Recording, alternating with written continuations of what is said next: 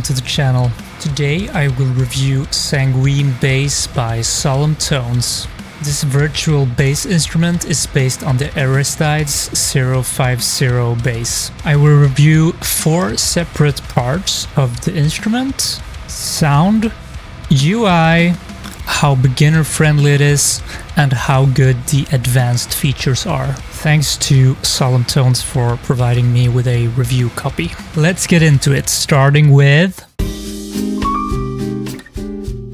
So, here we are inside of Cubase, and here is the beautiful Sanguine Bass. For each of these categories, I'm going to let you know what are my positives and what are my negatives. Starting with sound, I really don't have anything negative to say. This sounds amazing. It's a very clanky, a very metallic sound.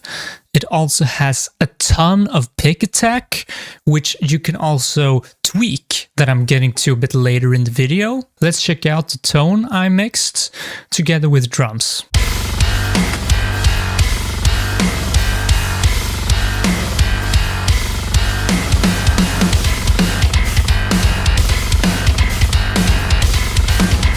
So it really has a lot of attack. It also has all of these different key switches that you can use, so it has great sound variety in those as well. So yeah, sound, A+.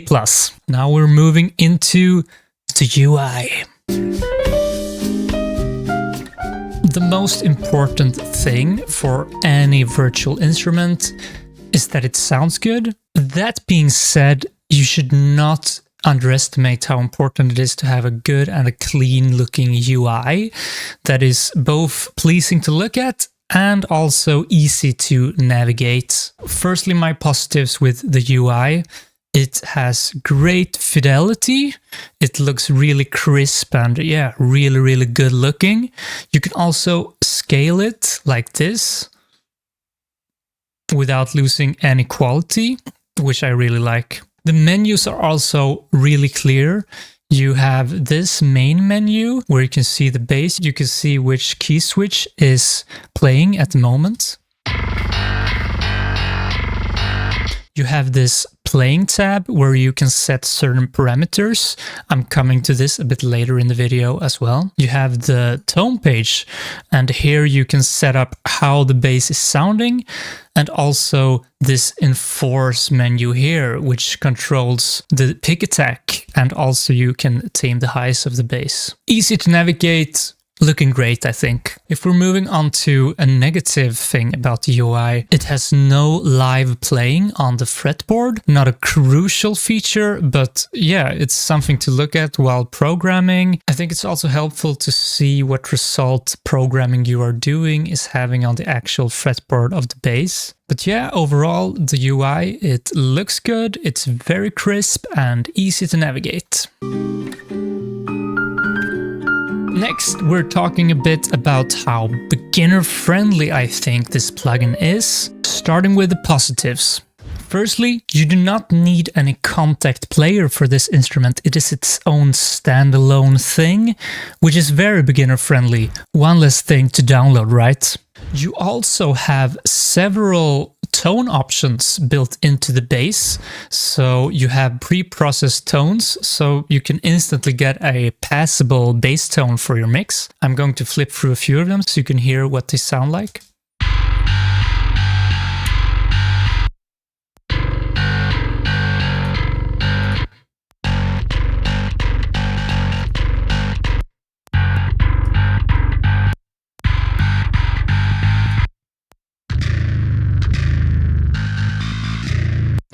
My favorite out of this is this one, the Core Studio one.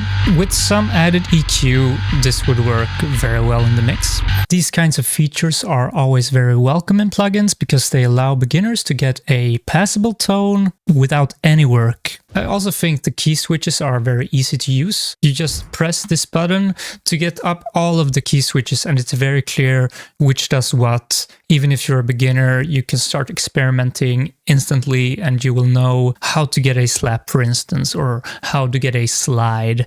So yeah, also a very good positive. Next to some negatives about how beginner friendly I think the Sanguine Bass is, I am missing some pop-up info boxes for this plugin. For instance, if I go to the playing tab, if I mouse over this human error, it would be helpful to get a info box. What does this do? These modes, I have no idea what they do. Of course, you can always experiment yourself, but it would be helpful. Okay, mode 1. What is this? Mode 2, what is that? So a good example of how this can look in a plugin is from the Pro L2 by FabFilter. Here you can disable or enable show interactive help hints. So if I, for example, mouse over the loudness here, an info box pops up explaining it to me.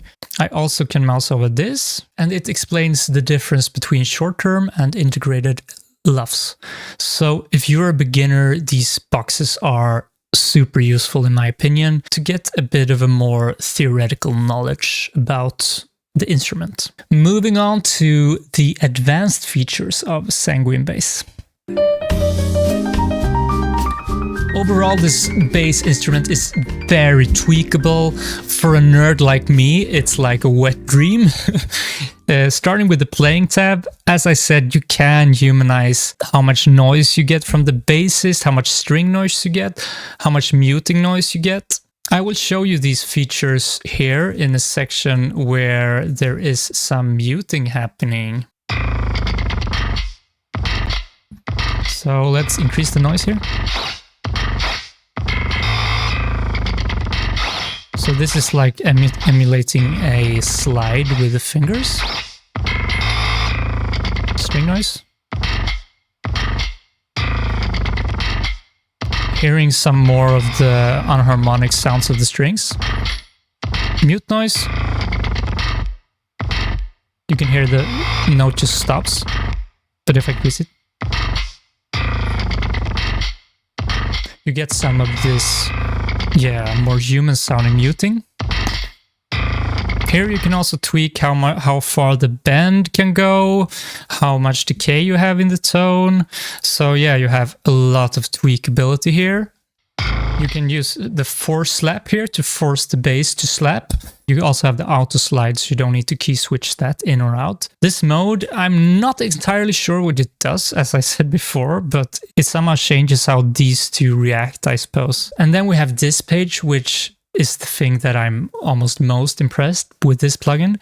You have very, very good tweakability here in terms of firstly EQ control, so you can increase or decrease the low end of the bass, the high end of the bass, the very, very high air of the bass, overall output. And then you have this feature, which is like a transient designer almost for the pick attack, and you could also tame some of the highs. So I've here enabled it for some artificial attack on the bass. Let's see what that's doing.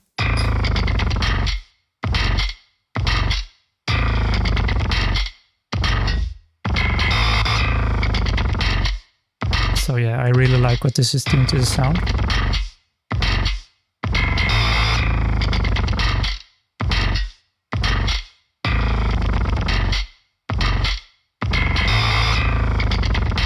And here, if you have a intricate section, so for instance, here I really like this sticking out of the mix, but you can then tame the highs to make it more subdued if you want to. Some more advanced features that I would like to see is firstly the ability to force the string. If I want to play a really high note, but I want to play it on the lowest string, I want to be able to do that because the tonality is completely different on the first string compared to the fifth one. I would also like the opportunity to manually change which key is triggering what key switch, and that I cannot do here. Of course, I realize it will make it more intimidating for beginners as well. So yeah, that is from the nerd advanced perspective only. And finally, I love this tweakability, but yeah, I really would have liked to have some built-in compression as well. Say you could have compression before or after this enforce module. That would make it a bit more complete package in my opinion, tone-wise. Of course, not a deal breaker in any way. It would just, yeah, be everything I need in a box, ready to process the tone outside. If you liked the video so far, please consider liking and subscribing, as it really helps the channel out. With that out of the way, I will now show you how I have mixed this bass tone. Okay, so starting inside the plugin, you can see my settings for the human error and yeah, the bend intensity here. Tone-wise, I am boosting a lot of highs and air, removing some mids and setting the output to taste. I am also using the enforce module here for some added pick attack. This DI signal I'm feeding into virtual mix rack, and without any processing except for a trim at the end, it sounds like this.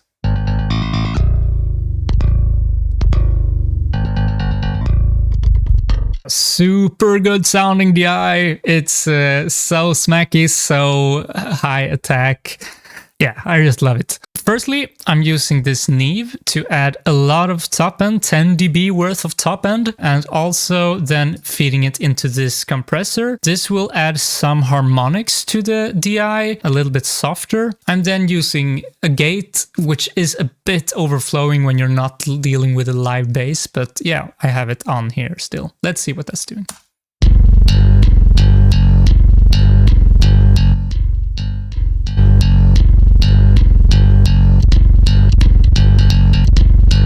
Making it a lot more even. I'm not using too high of an attack. I still want to retain some of this pick attack, as that will really distort in a really pleasant way when we're actually distorting the bass signal. Next, we have a EQ that is just removing some annoying stuff from the DI, like this part. We don't want it too boxy sounding. These snappy sounding stuff I'm removing before the actual amp. Here it becomes slightly complicated. I am sending this to two effects sends, one to a sub and one to a distortion track. I am doing this before the fader and then removing it. So if I play it now, the DI is not playing at all. Let's start with the distortion, because that's most exciting. You know how it sounds without anything on? The same as before. Firstly, it's going into Devil Lock and Decapitator for some saturation before it's going into Saturn with the heavy saturation module. Going pretty hard here in the mids and also in the highs, but I'm doing this so I can EQ the bands separately, so I'm only using the mid channel for this one, and for the highs I'm cutting a lot of the treble out of the bass tone. For cabinet I'm using Cali Oversized by GGD drums, and it sounds like this.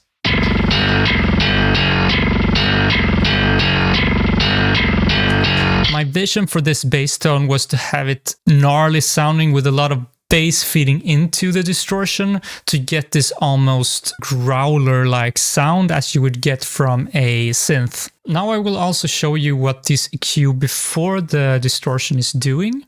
So if I remove this completely, it sounds like this.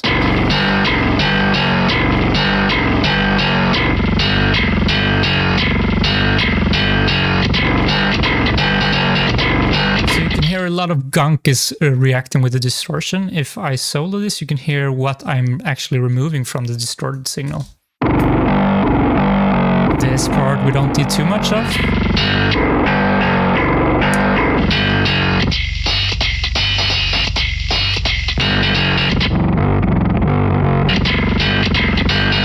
I'm then doing some additional EQ and some soothe. There is a bit of a level difference here. You'll have to live with that, sorry. Pro and B. This is optional, but it's adding a lot of consistency with all of the bands. I'm looking to make all of the bands work equally hard here. Not doing a whole lot, but yeah, between 1 and 2 dB perhaps. And finally, we have a distressor plugin here for added consistency. Also for the staccato parts. It's adding some attack to the sound because the attack on the compressor is set to the slowest setting. That's the distortion part of the sound finished. Now let's move on to the sub. I'm starting the sub layer with the Gojira pedal from Neural DSP, just adding like 25% of the pitch shifter pedal to add a octave below to really get these super, super deep sub layers in the bass tone.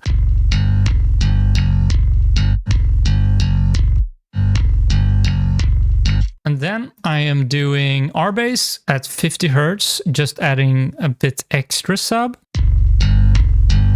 And now is when the fun part starts. And if you're not wearing headphones or don't have good monitors, you won't hear anything. So I'm filtering out at 135 Hz and at 44 Hz to just get this low end of the bass. Sounds like this.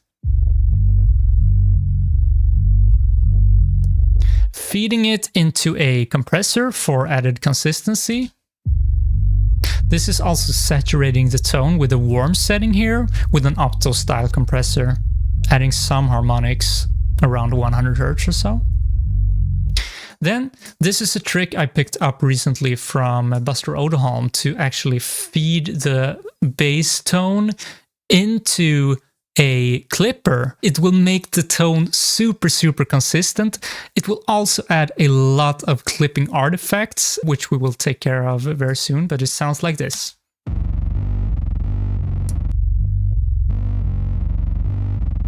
So yeah, sounding really bad at the moment, but then actually I'm removing all of the highs. This part. So now we're left with a super, super level, low-end sound of the bass. And finally, I have a multiband compressor. There's no need for this to be multiband as I'm only using the low band, just a very clean digital compressor for some added control. I'm feeding these two channels into a bus where the first plugin is a tape saturation. Unfiltered bass mint. You guys know I love this plugin for removing rumble in the signal.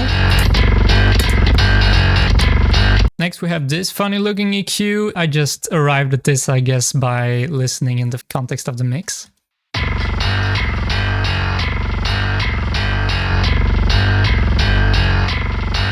A bit more control, a bit less exciting sounding maybe on its own, but in the context of the mix that will really help it out. Next we have a limiter and a final Pro MB just sidechain to the kick drum, and we have this result.